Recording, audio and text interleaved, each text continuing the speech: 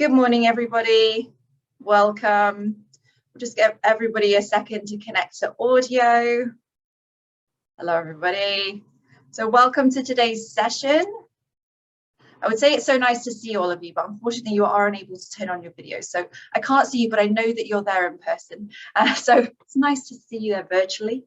Welcome to today's session, exploring the role of validators within the CBA system. And thank you again for joining us. So on behalf of Engineers Geoscientists Manitoba, I'm Gemma Keach. I'm the events coordinator for the association, and I will be the moderator for today's session. So before we start the session today, I would like to take some time to acknowledge that the association office and the majority of its practitioners are located on Treaty 1 territory and the original lands of the Anishinaabe, Cree, Oji-Cree, Dakota, Inuit, and Dene peoples, and on the homeland of the Métis Nation. Many generations have arrived to our province and contributed to its development, but we must not forget that this land, Indigenous land, has been inhabited by Indigenous peoples from the beginning. Those first people called this area home for generations and thrived, took care of the land, and developed unique ways and methods of design to survive in our province's harshest of conditions, the province's original engineers and geoscientists. We respect the treaties that were made on these territories, we acknowledge the harms and mistakes of the past, and we dedicate ourselves to move forward in partnership with Indigenous communities in a spirit of reconciliation and collaboration. Before we start the session, I would like to take a few seconds to go over a few housekeeping items for Zoom. You will find that you are unable to unmute yourself or turn on your video today. If you do have any questions, we're going to ask you to pop that into the chat box, which you should find at the bottom of your screen. And it's just like a little chat bubble. So you can open that up. You can pop questions into the chat at any time. If you'd prefer not to post your question in the open chat, you can also send a question directly to me. You'll find me in the chat under NGOMB, and I'll be listed as host. So I should be at the top of the list. So you're welcome to do that if you'd prefer. And at the end of today's presentation, we're going to take all those questions. So I'm going to be asking those directly to our admissions team who are joining us on the call today. I would like to take a quick moment to remind everybody that this is a group format. So I know you're going to have very individual questions, but unfortunately this session is not going to be able to address case-specific questions. So if you do have a burning question that is very specific to your individual circumstances, we want to answer it, but this format isn't the right time for it. So we do encourage you to direct those questions to our admissions team by email or by phone call after the session is done. Also, another note, as many of you may know, this session is being recorded. So you are welcome to revisit it afterwards. I'll be sending the link out tomorrow. And we also encourage you to share this recording with others that you feel may find this information useful. So you are welcome to do that. We do encourage you to share it. So it's now my great pleasure to pass over the microphone to the association's CEO and registrar, Grant Koropatnik. So Grant, it is over to you. Thanks, Gemma, and good morning, everyone. Gemma's already said, I'm Grant Koropatnik, and I'm the CEO and registrar. And I want to thank you for your interest in the competency-based assessment system, and in particular, the role of the validator. Thanks for signing up for this session. We had more than 100 people sign up, and I know that people are still logging in. I think we're past 40 now. So thanks for taking the time to join us. And it's always good to see all of you, albeit it's in this virtual format. In a few days, the association will be 102 years old. So as of March 27, 1920, the association has been incorporated and existing as a legal regulator here in Manitoba. And in that time, thousands of engineers have practiced their profession. On the very first day, 168 signed up, but today we've surpassed 8,000. In fact, the actual number I just checked a moment ago is 8,586. So we've grown a lot in 102 years, but on the 27th of March, I encourage you to sit down and have a piece of cake, piece of birthday cake, because we're 102 years old. About the year 2000, globalization and the movement of people from around the world to Canada began to increase. In particular, half of all newcomers declared a science-based education on their immigration forms. Many said engineering. In 2008, Engineers Geoscientists Manitoba made a change to its registration process, which allowed applicants to achieve academic qualification by writing fewer exams and qualifying for other options on their pathway to registration with the association. Today, we will highlight the role of the validator in the competency-based assessment system presently being used. In a minute, you'll hear and see a presentation from two of our admissions team, Claudia Shimko and Chantal Cabral. Now, Claudia looks after international registration, while Chantal looks after domestic applicants. They will tell you some information that will help you understand the important role of the validator. If you miss anything today, don't worry about it. Everything is explained on our website. So after the session, you can go to the homepage, that's enggeomb.ca, and click the third tab at the top, which is called Member Registration.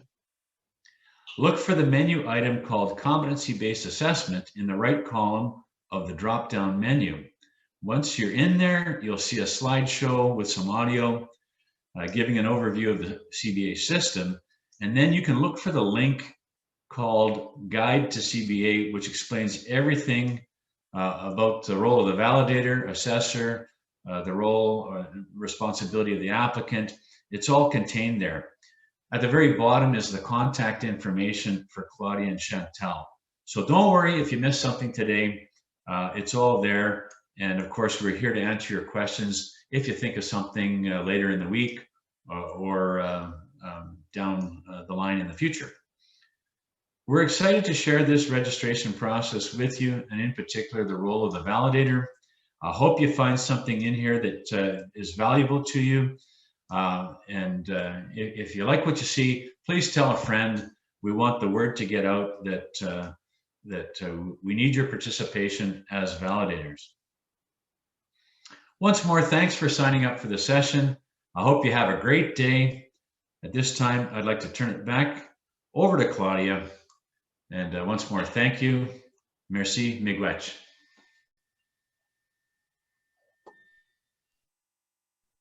Thank you, Grant. Thank you, Gemma. Hello, everyone. My name is Claudia Shimko, International Registration Program Coordinator. I've been with the association for 15 years. My role is to assist and coordinate the CBA process for internationally trained engineers and geoscientists seeking registration in Manitoba. Hello, everyone. My name is Chantal Cabral, Domestic Registration Program Coordinator. I have been with the association for 15 years. My role is to assist and coordinate the CBA process for domestically trained engineers and geoscientists seeking registration in Manitoba. Engineers Geoscientists Manitoba has replaced the pre-registration program with the Competency-Based Assessment System, CBA. The validator's participation and responsibility is essential in CBA. Why? Because the validator verifies, rates, and comments on the assessment. The feedback the validator provides is what the assessor uses to determine readiness for licensure. Validators can decide how involved they would like to be in the process. If a validator doesn't participate, the applicant's assessment doesn't move forward. We're going to start today with an overview of the process, explain who can be a validator, share some ways in which applicants can help their validators. We're going to give an overview of the individual roles that the applicant and the validator have, and we're going to give you some tips and tricks. By the end of the presentation, we will have explained how streamlined CBA is and how important the validator role is. Let's get started.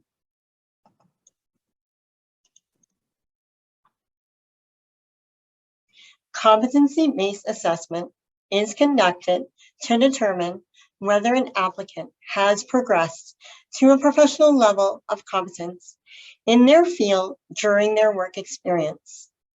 Here is the quick overview of the process. First is the self-assessment.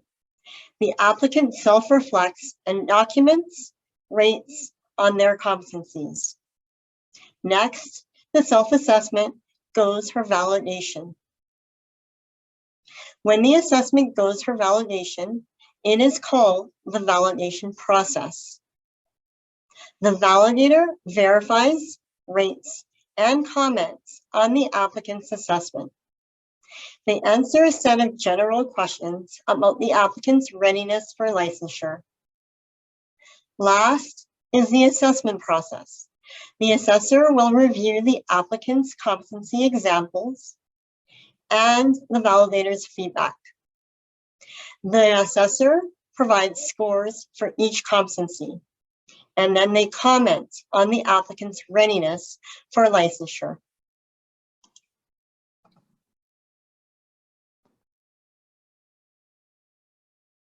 Validators are typically professional engineer or professional geoscientist supervisors, but may also be colleagues, clients, or consultants with firsthand knowledge of the work experience. It is important to know each competency requires one validator, but one validator can verify multiple competencies. There may also be some validators who are not given specific competencies to verify, but they provide input in the overall feedback section only.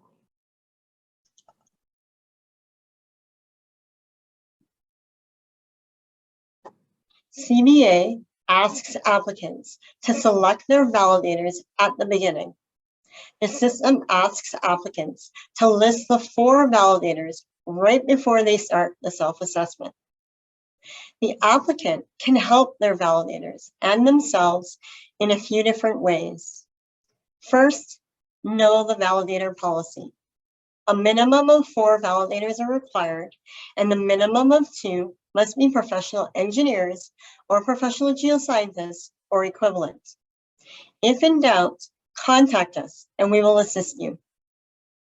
Reach out to the validators in advance. Ask them for their time and for their participation. Discuss the CBA process and the validator's role. Be aware of the engineering or geoscience work that is being performed and who is qualified to validate them. For example, the validator should be licensed or equivalent in the jurisdiction in which the work was performed.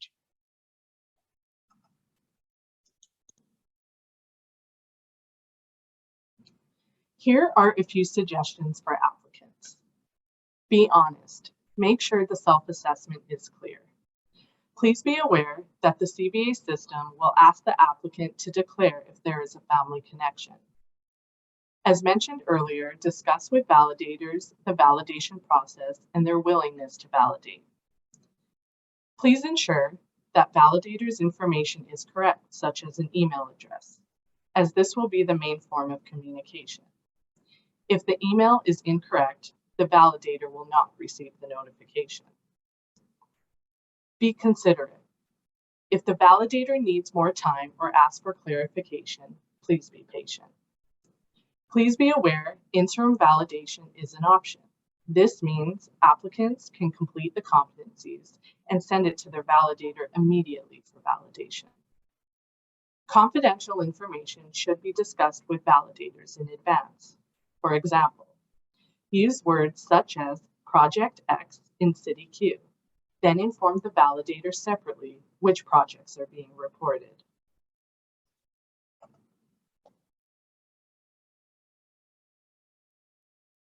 The validator's role is to help ensure that only those who can practice competently, safely, and ethically in engineering or geoscience are permitted. Here are a few steps that the validator goes through. First, they receive a notification link to access the CBA system. The CBA system offers a quick, easy to follow online training which teaches them how to navigate the system. They review the employment history. Then they must accept or decline the role. If the validator has a conflict of interest, they may decline the role. Please be aware that the CBA system asks the validator to declare if there's a family connection. Validators verify, rate, and comment. However, they may ask the applicant to revise or redo or self-reflect again before providing the validation. For example, if the validator feels that the examples are not clear, or maybe the rating that the applicant scored themselves is not fair, the validator can guide the applicant by providing them with feedback before completing the validation.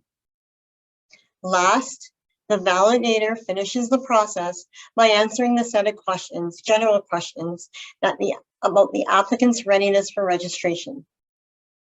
Please be aware that the overall feedback provided in the validation process is confidential and not visible to the applicant. It is important that validators upload a business card or a resume.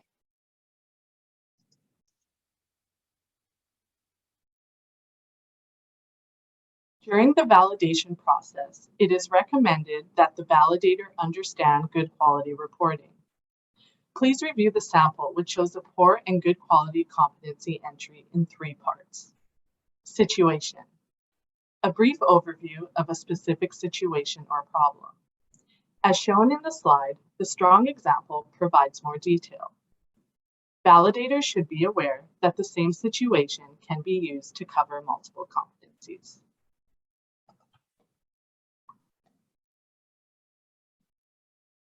Action.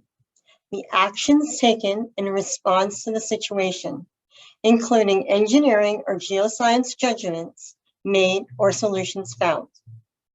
This section is typically the longest portion and should include details about the specific actions taken to demonstrate completion of the competency. Here, applicants should be specific about their individual work and contributions. They are asked to use the word I to clearly indicate what work they did. Please know that we do allow point form.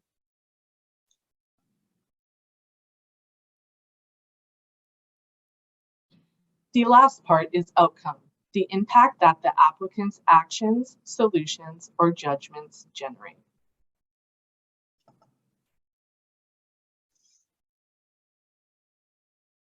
Here are a few suggestions for validators. Does the applicant show progression in the self-assessment? Do they avoid general or vague statements that do not refer to the specific project or role? Do applicants demonstrate their competencies with concrete examples? Be fair. A validator can ask the applicant to revise competencies before offering a rating, with 3 indicating entry to practice and 5 being at a professional level. When rating a competency, please be mindful that if a 0, 1, or 5 is selected, a comment is required to explain the rating.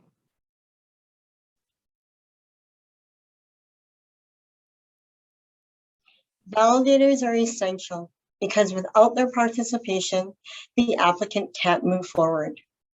The validator's feedback is what the assessor uses to determine the applicant's readiness for licensure.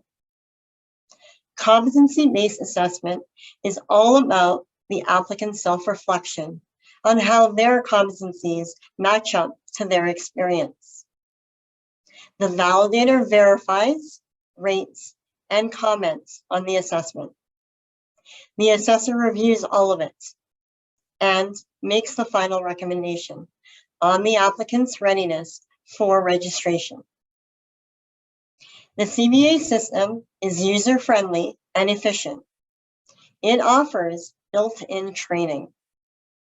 The time it takes to provide comments and ratings has been streamlined. The 12-month progress reports in the pre-registration program require supervisors to provide comments. Now, this has been replaced with a one-time submission in the CBA system. The interim validation process is an option which offers the applicant the ability of immediate communication and guiding opportunities. We hope we have given you enough information to get started. If not, please contact us. Thank you for your time. Over to you, Gemma. Thank you so much, Chantal and Claudia. So that concludes the portion of our presentation.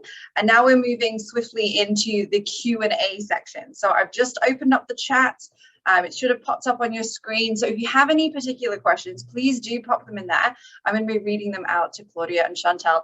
Now on the screen, you can see a list of our admissions department. So like we mentioned at the beginning, if you have a very specific question, you are going to want to reach out to one of these people on the screen, and you can find their contact information on our website under Contact Us staff list.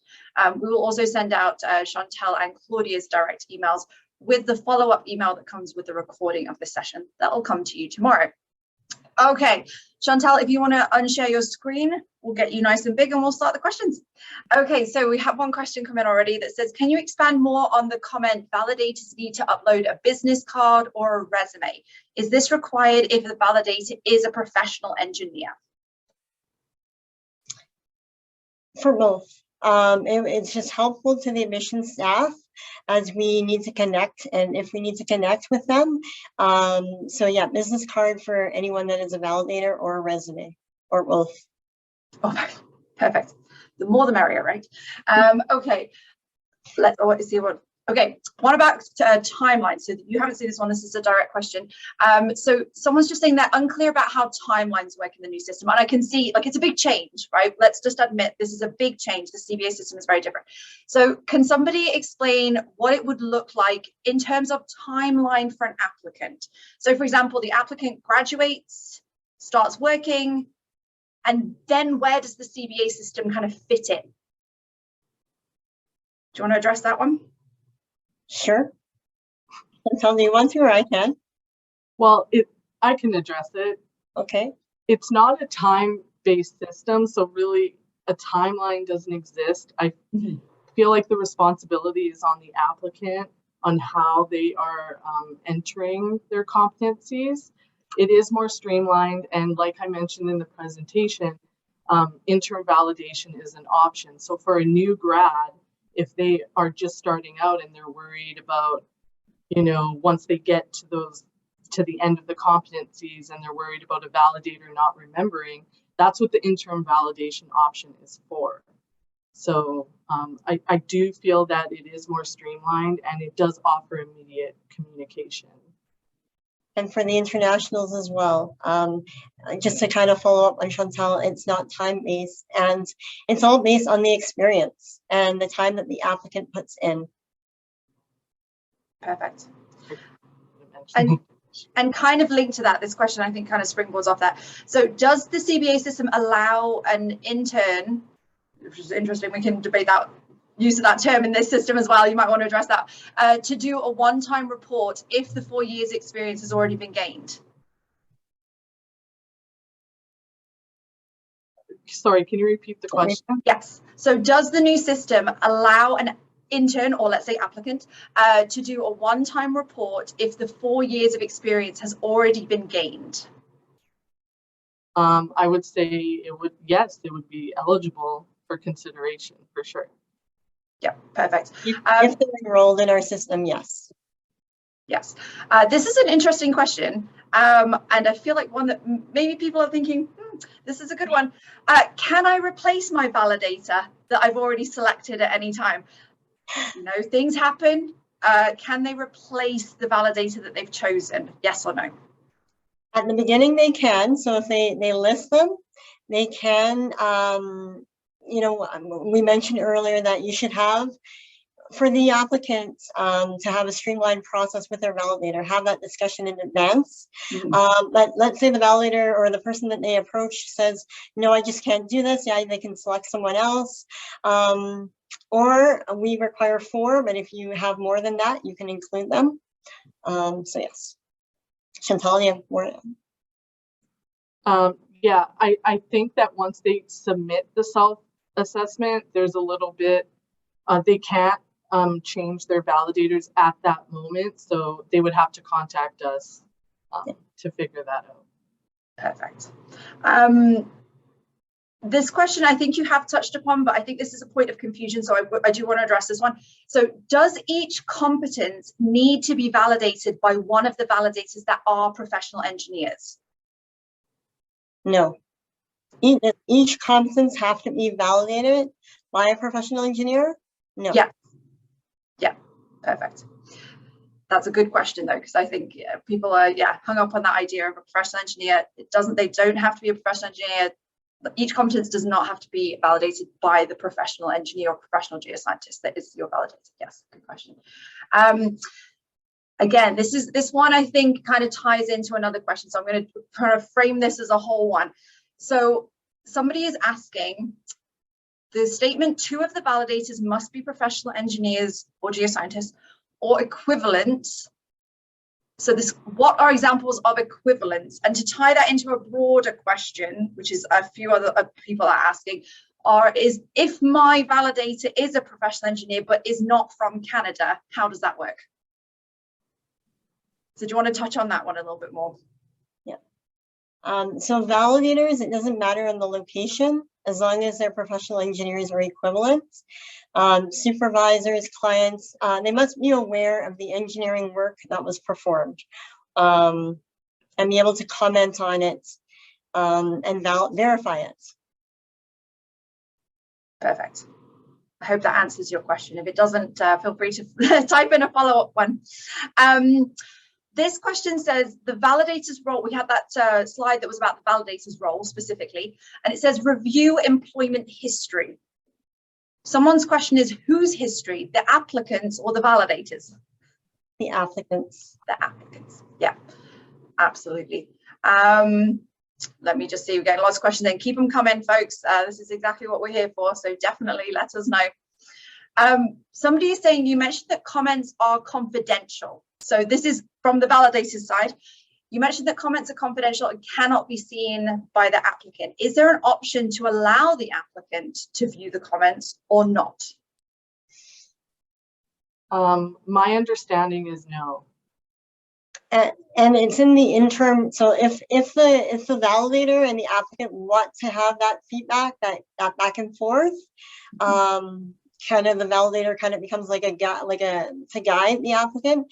That's done in the interim validation process. When the assessment goes to validation, it is at that point confidential. Perfect. That's really clear. Well done. Yeah, that's a good explanation. Okay, a few questions coming in about the same thing. It's kind of linking back to what we said earlier about like professionals or equivalents. So again, I'm going to tie these together. People are asking, like, what if your validator is a professional engineer but is registered not in Manitoba? Does that count as a professional engineer? I think it depends where the work is being performed. It sounds like a case-by-case story, Chantal. Yeah, that's a good Chantal, one. And kind of along those same lines, if somebody moved out of province or retired, so I think there's a couple of questions here, so we'll start with the validator side. So if you had a validator who was chosen as a validator, was operating in Manitoba and then moved, or if they retired from being a professional engineer, how would that impact their role as a validator? That might be a 2-part question. Handle that one as you see fit. This to me just sounds like a case by case. I think it depends on the applicant's situation and they should contact us. Perfect. Yep, that's no problem. I have a question here that actually I can answer, which is a nice one. The question is, does the CBA system replace the mentorship program? As the staff coordinator for the mentorship program, I can say no, these are completely separate programs. The CBA system is part of our admissions department and it's part of your registration with the association. The mentorship program is an optional program that is run through the association for anybody, and you can be an applicant, you can be already a professional engineer, you can be a senior member.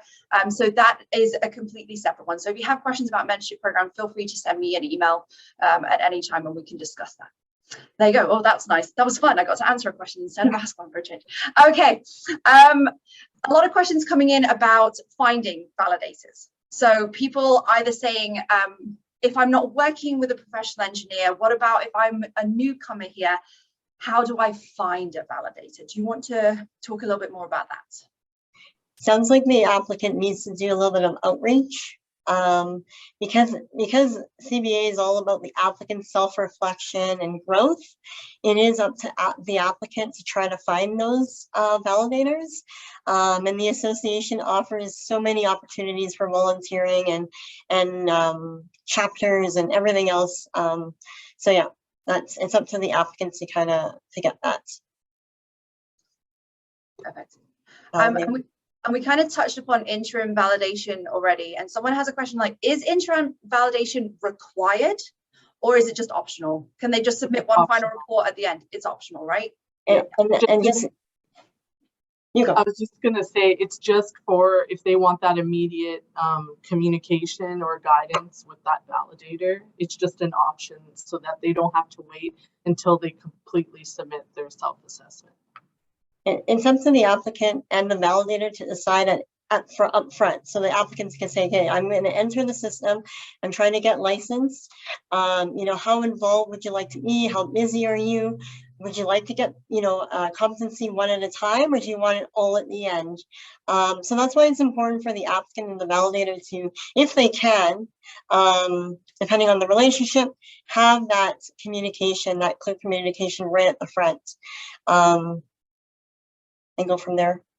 And that's actually another question just came in, kind of directly tying into that. So the idea of submitting names to validators. So I think, again, this is a big different part of this process and things people are getting a little bit confused. So can we just revisit about the idea of submitting the names to the validators? So the question is, do we need to submit names of validators to Engineers Geoscience Manitoba to ensure that they can validate the work experience? So what comes, it's like the chicken and the egg. What comes first? Do they need to check that they are willing to validate before they submit, or do they submit the names and then ask them, like, what's your recommendation?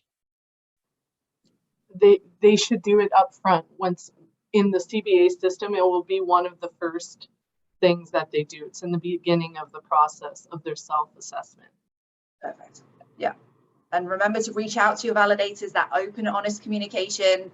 So yeah, definitely talk to your validators. Very important. I was just going to add to that. If there's any hesitation, any doubts, reach out to us and we will try to assist you. But yeah, it's done up front.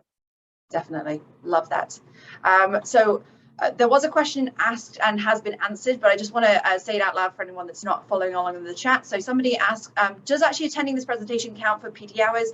And our CEO and registrar, Grant, thank you for chipping in there, Grant. Yes, this does count as professional development. So do log your time watching this and participating. And thank you again for joining. Okay, question about fees. So I'm going to read this one out because it's quite long. And let's see. So how does the new CBA affect the fee payment for the late report of applicants? Ooh, this is an interesting one. So the applicant is a domestic graduate in this particular case. For example, the applicant decided to make a one-time report with more than four years gained experience. They graduated 10 years ago. Now, obviously, this is a particular case, but I think this raises an interesting question for fees. So do you want to talk about that? Yep. So in the CBA system, there are no late fees involved. We're trying to create a streamlined process. So, and I think we have by removing late fees.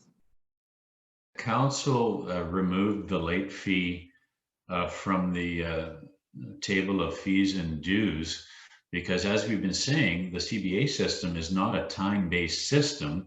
So therefore, you can't really be late. And so the late fee is no longer necessary. As I've said a couple of times, speaking with members and potential validators over the last couple of weeks, take as long as you want. In the old system, we wanted to see people finish. If you were a new grad, we would want to see you finish, hopefully, in 48 months or 4 years. But if you took 5 years, 6 years, 7 years, what can we do about that?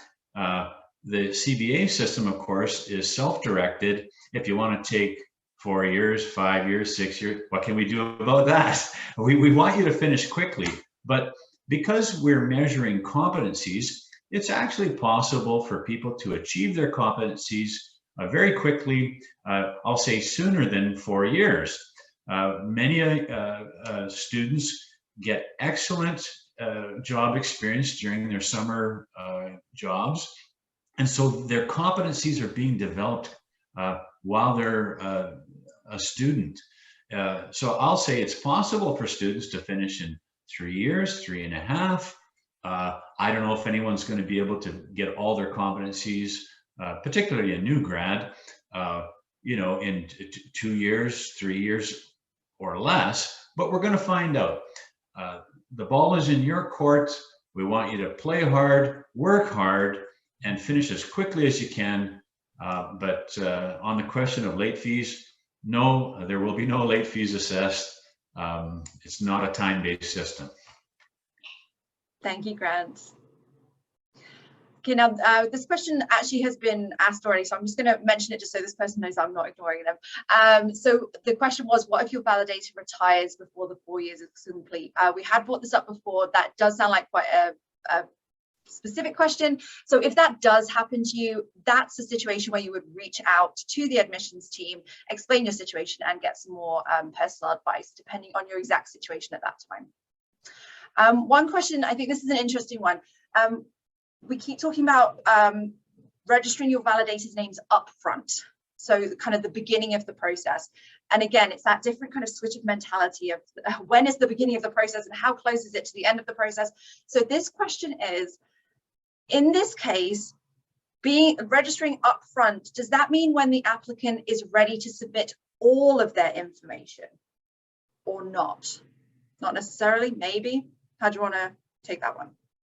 No, up front is right when they enter the system. So they receive the link, they create their account, the admissions team will approve that account.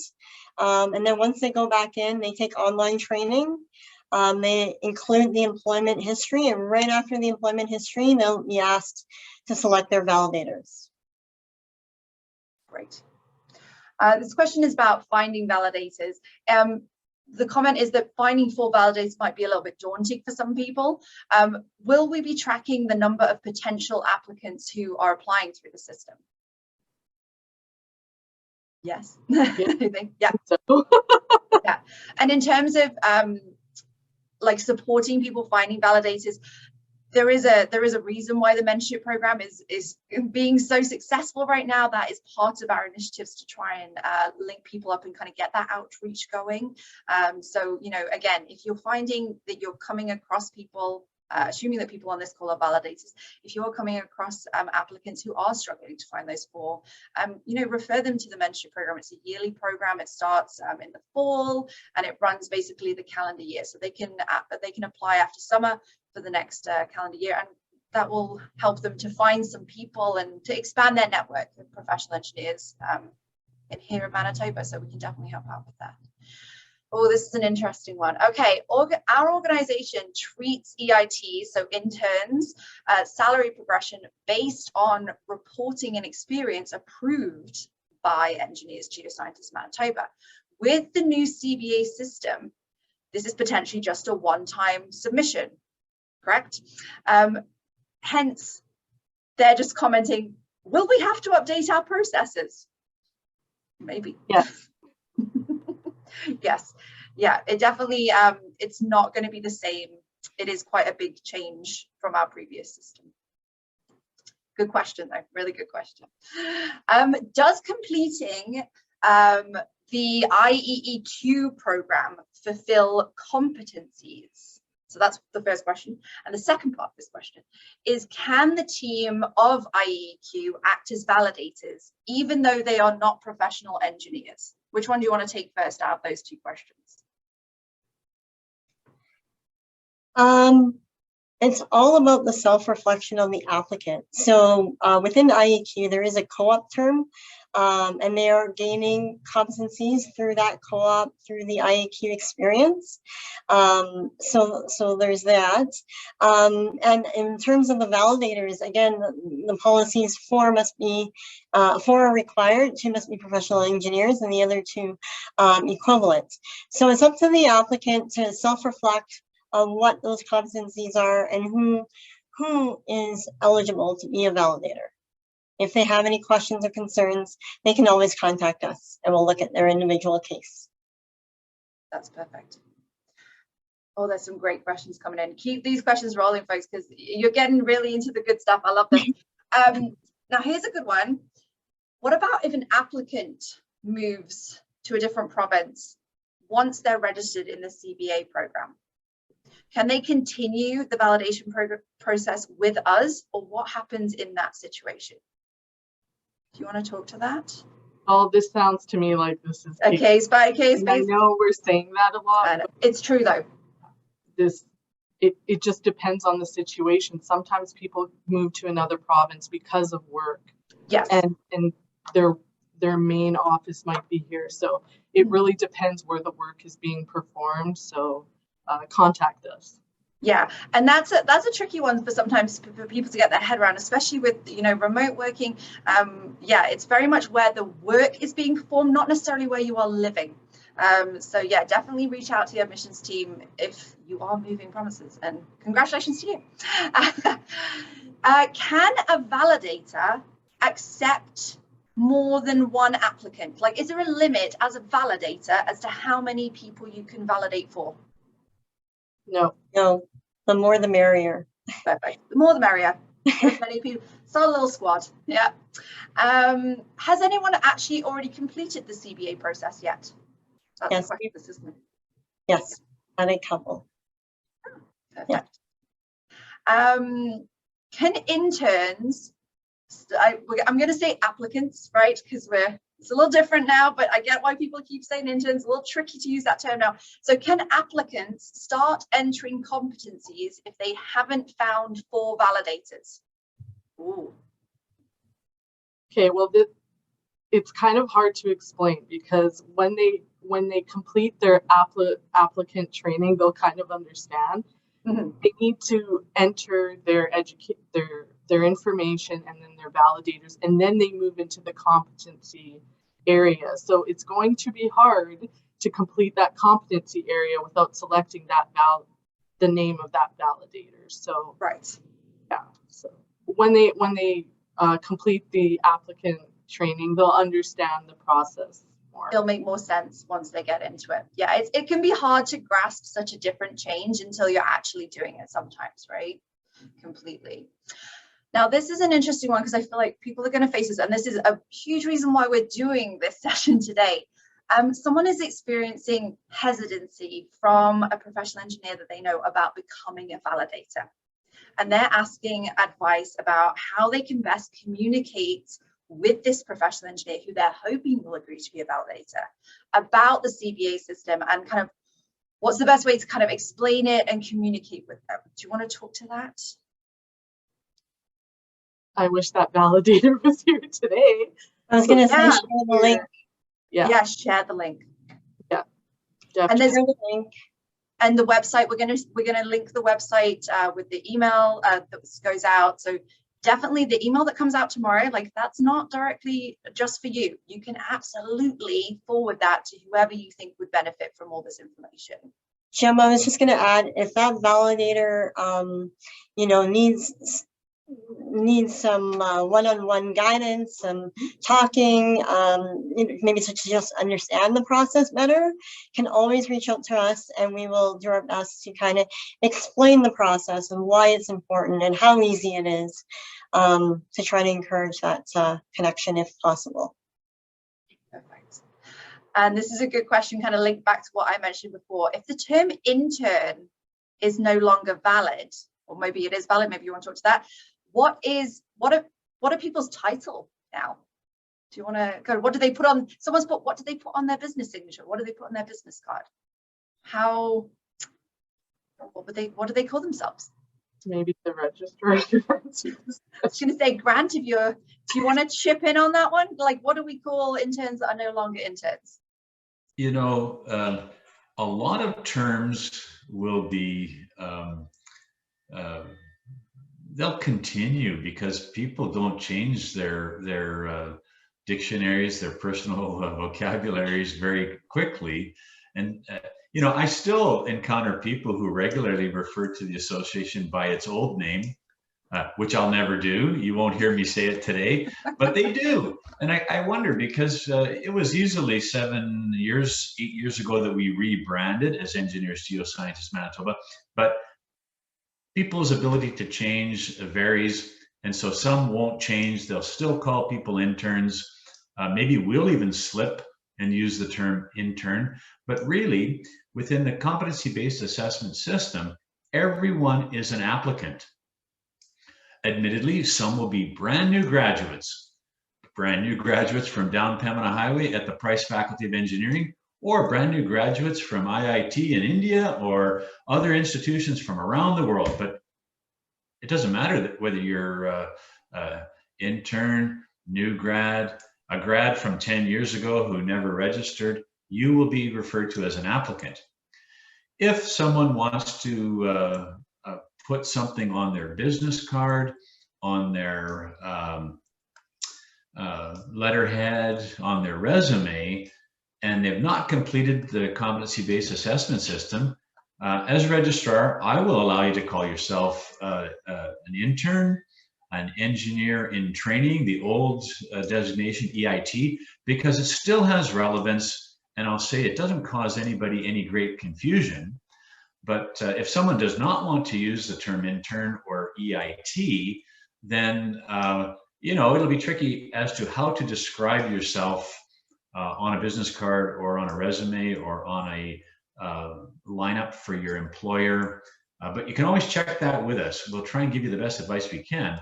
But the registrar will allow you to continue to use that designation, EIT or intern, because they're doing that today. And I think that's kind of the best answer I've got for you. But I do accept that there'll be a little bit of confusion going forward in that some of the old terminology, even watching the questions here today in the chat, people referring to one-time reports, or can I transfer from one province to another as an intern or as an applicant? You know, these are all terms and thoughts from many, many years of registering people as engineers in training or filling out experience review reports. And so some of that will stick around for a while, but our intention is to try and treat everyone equally, fairly, no matter whether you're a new grad, a grad from 5 years ago, 10 years ago, 15 years ago who didn't come and register, or perhaps an applicant from outside Canada who's come to Canada to practice engineering. And we've got to try and figure out where your degree came from, how old it was, what kind of practice you had prior to applying here at the association. We're going to sort all that out, but we're going to try and do it equally, fairly, and the same for all. So we invite you all, if you're not already in our system, we invite you to become an applicant to Engineers Geoscientists Manitoba. Awesome. Thank you so much, Grant. And that's actually a great springboard into a question that just popped up, which is what qualifications are actually required to become an applicant? Did we touch on this already? Do you want to speak to that? I feel like we have a lot of applicants watching today, so I know this is a validator one, but. Anyone that has completed an engineering degree or geoscience degree is eligible to apply, and they'll file local for an assessment. Perfect. And now the next question, I'm going to read this one out because it kind of links to what everyone's saying, but I think this is a great example of exactly what we're talking about. So someone is saying, if the work I'm reporting was performed out of province under a professional engineer, that professional engineer is still out of province, but they're registered elsewhere, can they be a validator? Now, to me, that sounds like the perfect example of yes, right? The work was performed elsewhere. Am I reading that correctly, Chantal and Claudia? It would be eligible for consideration. Eligible for consideration. That's perfect. Now, this one is an interesting question because I think it touches on something that perhaps we haven't spoken about, but we should probably clear up. So somebody is saying if someone is, they're putting in a validator again who is abroad, they're a professional engineer with a foreign regulator, how are they authorized to validate the report? So I think this question is asking more, in this system, do you authorize validators? Do you check their professional qualifications? I think is the core of the question. First things first is every applicant or PNG should be aware of the acts, the bylaws, the code of ethics.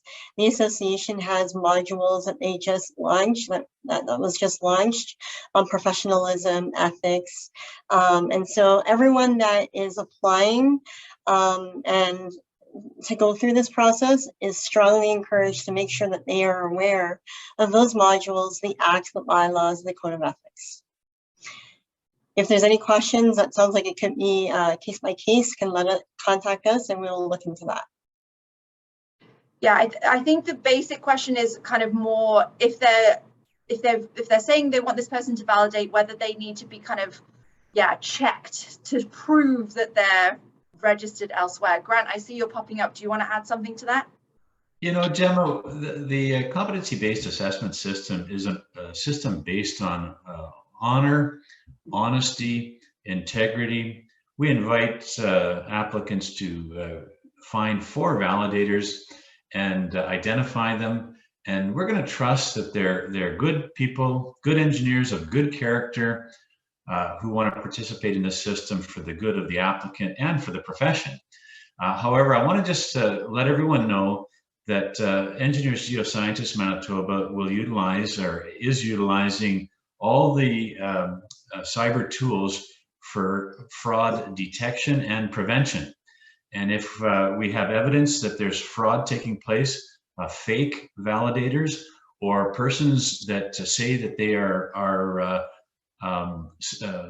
have credentials to meet the requirements of being a validator, and we find evidence that they've lied or they don't have those credentials, then we'll deal with that. But we're moving forward, just saying to everyone, it's an honor system, and of course, if you lie to us, we may never find out, but you hurt yourself. You bring yourself down as a future professional. And so we just want to just remind everybody, we're here to be the best we can. We want to pull everyone up.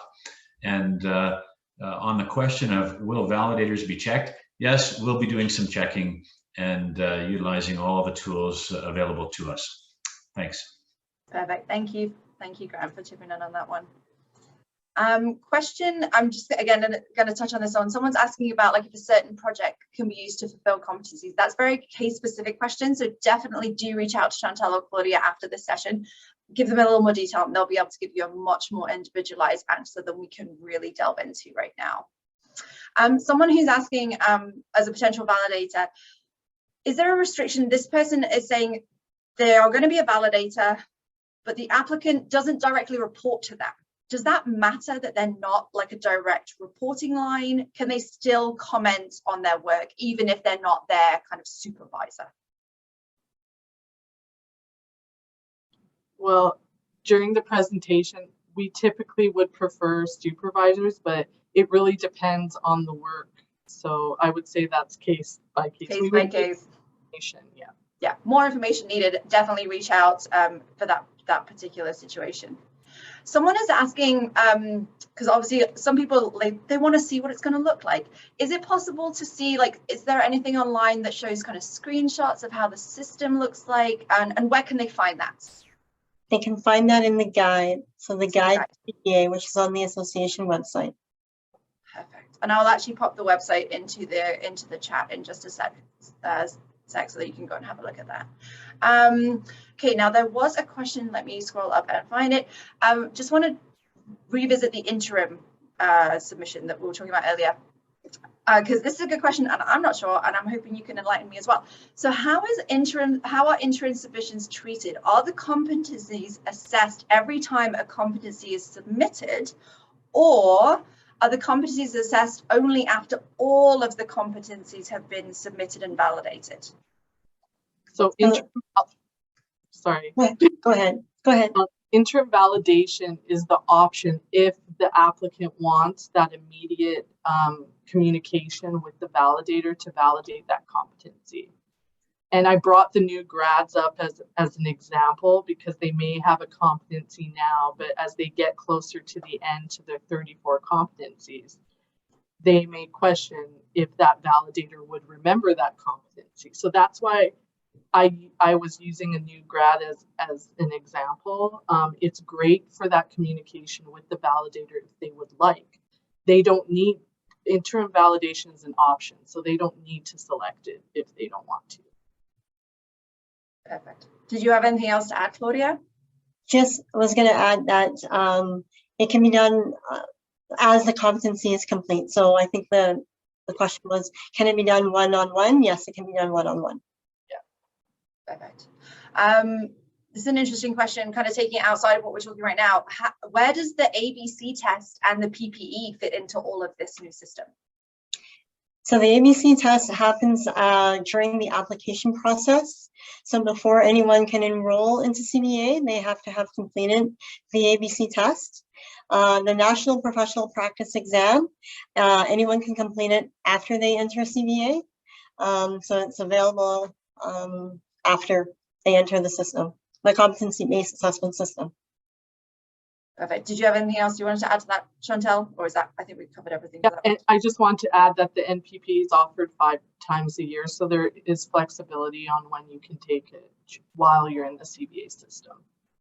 Perfect. Now, I might call on Diana for this one because I'm trying to find it. There's so many questions. I've lost this question, but there's a question earlier on about assessors. And this isn't something we super touched on today, but I think it's a good point to touch on it. Diana, if you're online and available, do you want to switch on your video?